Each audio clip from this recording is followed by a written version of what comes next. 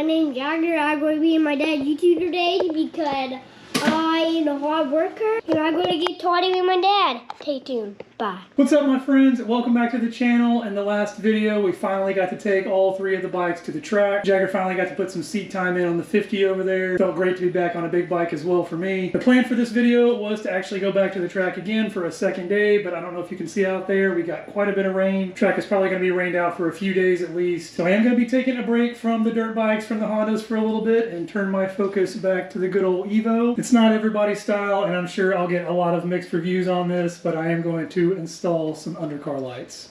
Stay tuned.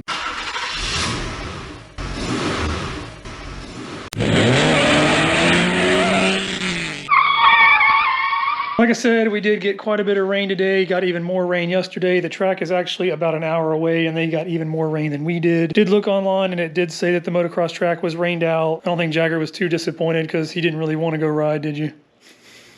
Eventually, trust me, you're going to want to get out there and ride it. There's nothing else to really do to the dirt bikes right now, so I'm turning my focus back to the Evo. I know that this is not everybody's style. I was a huge fan of Fast and the Furious. I'm 38 years old, so it was around my time frame. The first Fast and Furious, every single car had the underglow. It was something I just always thought looked really cool. The last kit that I did, I put on my Focus ST, but it was just a very, very cheap kit. This one wasn't super expensive either, but it is a special kit. It's got a few special lighting features on it. The kit that I picked up is made by this OPT7. It's called the DreamColor. So all the lights actually connect in sequence. First things first, I'm going to go ahead and figure out where I'm going to mount it under the hood, get everything connected to the battery. I'll test all of the light strips out, and then once everything seems like it's good to go, then we can get everything installed under the car.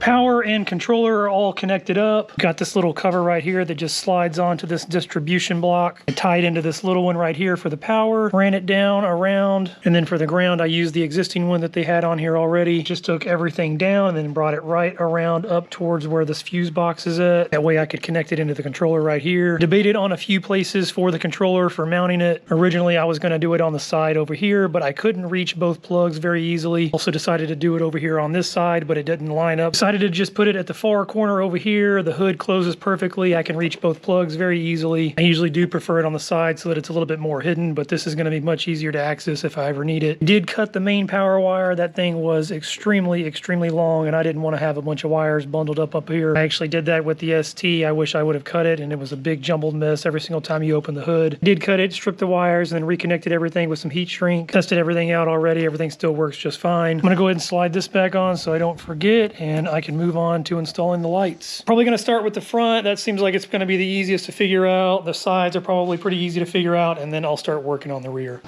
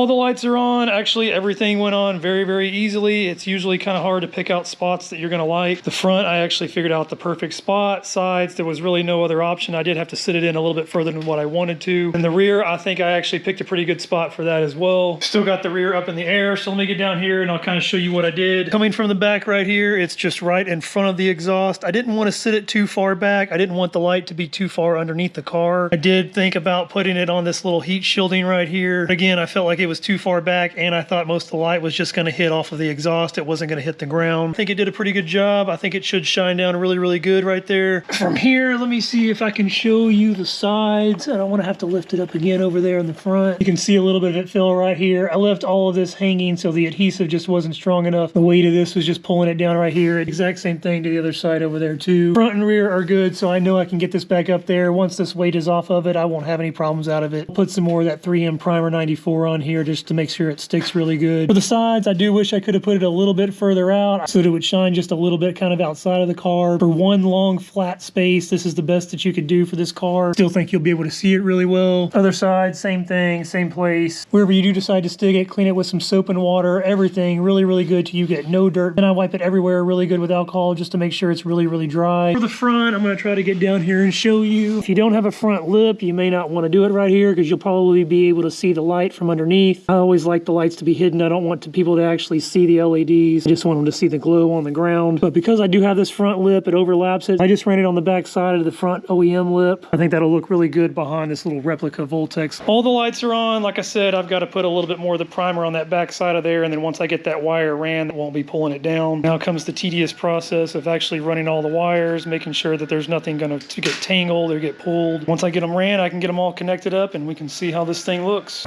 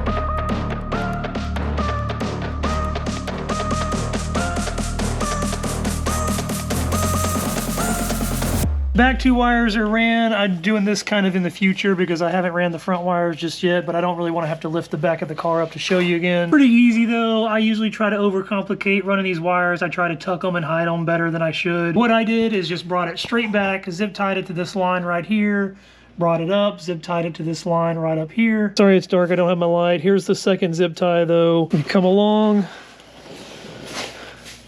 I ran everything behind all of these lines and wires. It goes across here, goes over the top of this, and then I zip tied it right along this line right here. Comes all the way over. I went all the way over and around this. There's another zip tie actually behind this that you can't see. Comes all the way around, and then I have my light from the back side over here coming down right here. Comes right up under here, sits right up above there. I've got it plugged in right there, and then I actually took the excess, rounded it out, and then zip tied it back right here. Passenger side is pretty much the same. It's a little bit different on this side, but pretty much the same. Zip tied it on this line just like I did before. Came up to the top up here. It's very hidden back there, but I did put one more zip tie on that line. If you can see that, you should be able to see that. It runs along the top up there. It comes all along here, all the way to the end, and then I zip tied it up right there. Come down, I put one more zip tie right here. It comes over to the back side. I put one zip tie on this line in the center, wrapped it around, tucked it underneath this little clip so that it doesn't fall out. And right here is where it's actually connected. I don't know if you can see the connection in there. And then again, same thing with the excess, brought it all over here and then zip tied it right there. Fronts are all wired up now too. Once again, I tried to make it really difficult at first and ended up making it very easy on myself. So coming from the front right here, I just tucked it underneath this under tray, ran it all the way along here into the back here. It runs all the way right here. And then this is where I actually decided to bundle it up. Ran it along the side of this little under tray right here. Zip tie holding it down right here. Zip tie holding it down right here. This is where it gets a little bit tricky at. If you come in from the other side, where the wheel is at. Main thing you don't want to do is get it anywhere near the axle, anywhere near the exhaust. So if you can see right here, here's my wire right there, just comes straight across. You could probably see my zip tie if you had a light, but literally just comes straight back, comes across the control arm. I did zip tie it right here only to keep this off to the side. So from there, it just literally comes up and over. You can see right there where it's falling over, and then I just tucked it in between there. It's going right in behind this bolt, and then I plugged it in with a couple of zip ties holding it on right there. Driver's side is the exact same way, just tucked in behind here. You can see here, it just comes straight back. I've got it bundled up right here, zip tied. Another zip tie holding it on right here, right here. And just like the other side, I've got one holding it on right here just to keep it off to the side. Goes up, around, over, and then comes right in behind and then plugs in right here. Last thing to do is get the wire plugged into the actual controller. Pull that wire to the top up here, get it plugged in, zip tied, and we should be finished.